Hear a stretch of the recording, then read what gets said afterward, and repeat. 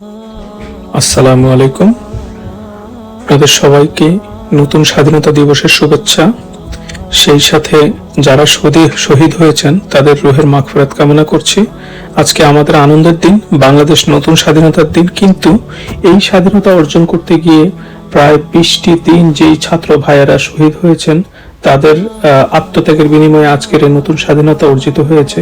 কিন্তু আমরা কতটা নির্লজ্জ, কতটা বেহায়া, কতটা দুর্নীতিগ্রস্ত হলে এমনটা করতে পারি আপনারা ভেবে দেখেন। মাত্র 1 ঘন্টা 2 ঘন্টা টাইম পেয়ে আমরা গণভবনে যেভাবে লুট করেছি, চিন্তা করুন আমরা যদি দেশের দায়িত্ব পেতাম, ক্ষমতা পেতাম, তাহলে আমরা কি করতাম।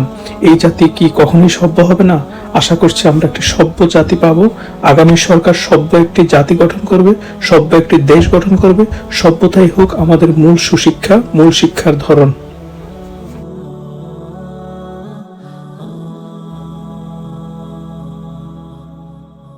Oh